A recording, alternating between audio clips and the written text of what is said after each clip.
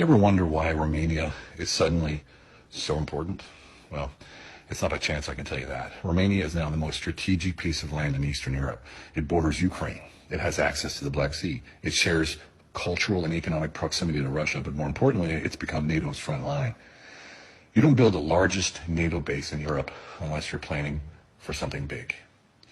This air base is being turned into a military city, hospitals, barracks, schools, massive runways. This isn't defense, this is staging. And you know what that makes Romania?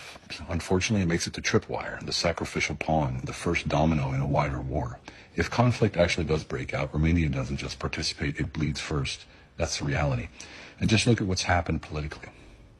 In the most recent presidential election held in November 24, the conservative candidate, Colin Georgescu, won the first round unexpectedly. And boom, it was annulled because they blamed Russian interference.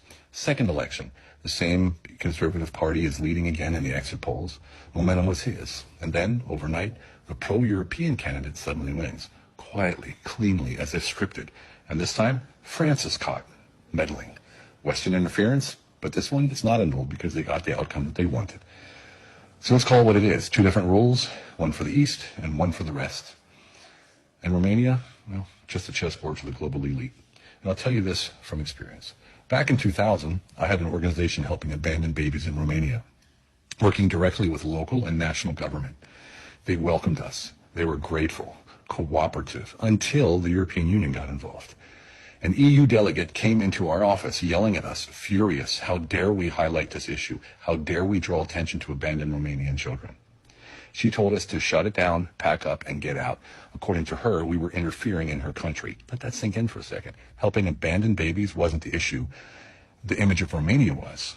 And this was all while the country was applying for the EU membership. They didn't want the truth. They wanted compliance, they wanted silence, and they wanted the appearance of progress, not the reality. So now, over 20 years later, the playbook hasn't changed. You still have elections controlled from abroad. You still have decisions made in Brussels and Paris, not in Bucharest. You still have a frontline country being dressed up like a partner but treated like cannon fodder. So yeah, pay attention to Romania. Because when the smoke rises, this is where it starts. And if you still think this is about democracy, about alliances, about protecting values, well, wake up. This isn't strategy, it's sacrifice.